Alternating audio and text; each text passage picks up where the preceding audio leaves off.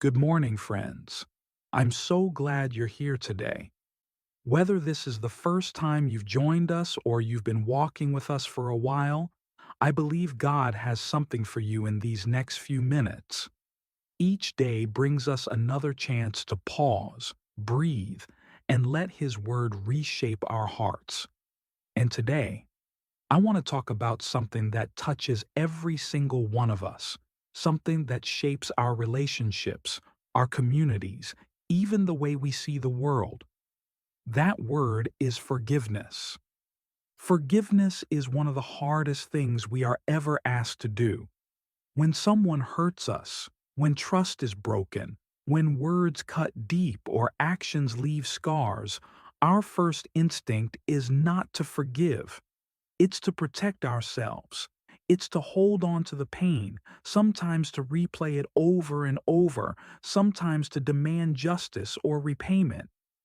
Yet Jesus calls us to something different. He calls us to forgive as we have been forgiven.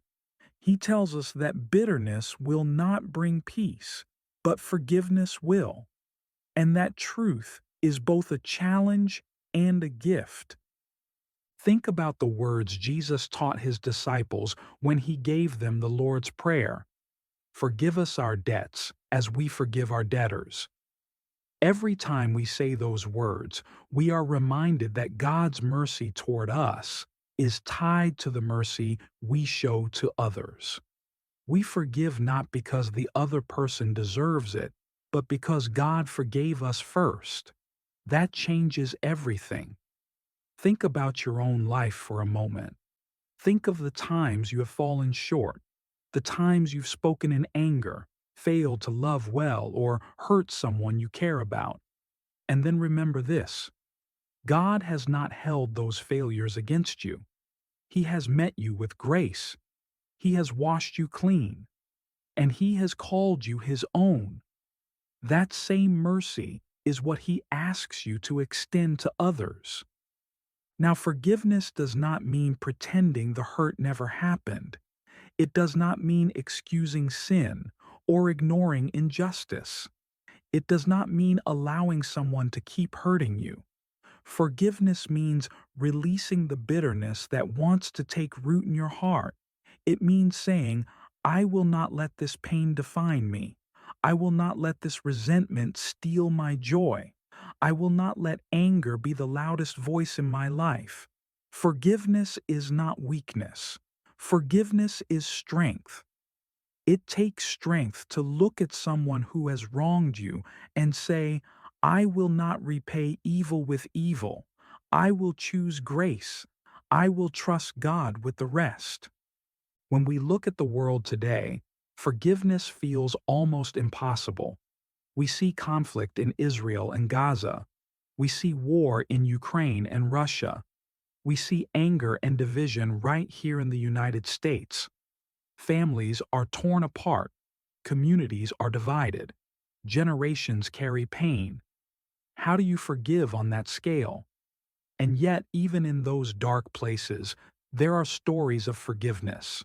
Parents who lost children to violence and still choose peace over revenge. Neighbors who should be enemies but choose to rebuild trust. These stories remind us that forgiveness is not only personal, it is also the path to peace in our world. It may take years. It may require countless prayers and conversations. But without forgiveness, the cycle of hate never ends. And forgiveness matters not only out there in the world, but right here in our everyday lives. Some of you are carrying hurts from family or friends. Maybe it's a betrayal of trust. Maybe it's harsh words that still sting. Maybe it's someone who walked away when you needed them most.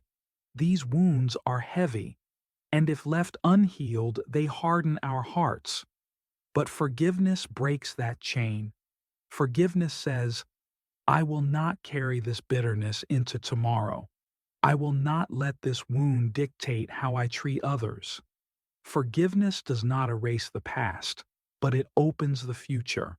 It allows you to step into relationships without dragging yesterday's pain behind you. And we cannot forget the example Jesus gave us. On the cross, suffering and abandoned, he prayed, "Father, forgive them, for they know not what they do." If he can forgive in that moment, then his spirit in us gives us the power to forgive too. Forgiveness costs something. It hurts. It requires humility. But forgiveness also brings life. Because he forgave us, we are free. And because we are free, we can forgive. Now, I know some of you are asking, but how? How do I forgive when the pain is so raw? How do I forgive when the other person doesn't apologize? How do I forgive when the wound is still open? Forgiveness often begins with prayer. Even if your heart isn't ready, you can pray, "Lord, I want to forgive. Help me take the next step." That small act of surrender opens the door. Over time, God softens your heart. Over time, anger loosens its grip. Over time, you are set free. And sometimes, forgiveness has to be chosen daily. Each morning, you may need to say again, "I forgive. I release this. I will not let bitterness win today." Think for a moment of someone in your life who needs your forgiveness. Picture their face. Feel the weight of what you've been carrying. And then imagine placing that burden in God's hands. Hear Him whisper to you, "You don't have to carry this anymore. Let it go." That's what forgiveness is. Not excusing, not forgetting, but setting yourself free. When you forgive, you make space for joy. You make space for peace. You make space for healing. Sometimes forgiveness leads to reconciliation. Sometimes it does not. Some relationships cannot be restored, and that is okay. Forgiveness does not guarantee things will go back to the way they were, but forgiveness always changes you. It transforms the way you see others. It changes how you respond to conflict. It makes you an agent of peace in a world that desperately needs it. If you want to live in peace, forgiveness is not optional. You cannot hold anger in one hand and peace in the other. You cannot carry bitterness and expect rest for your soul. Forgiveness is the doorway to freedom. When you walk through it, you find life. You find joy. You find the love of God flowing through you. And others will notice.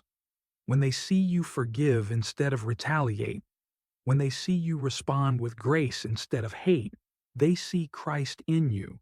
That is one of the most powerful testimonies you can ever give.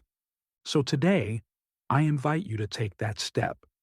Begin the prayer. Speak the words, even if your heart hesitates.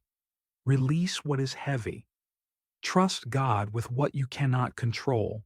Forgiveness is not about your strength. It is about God's strength at work in you. And when you allow His strength to carry you, you will know His peace. You will know His freedom.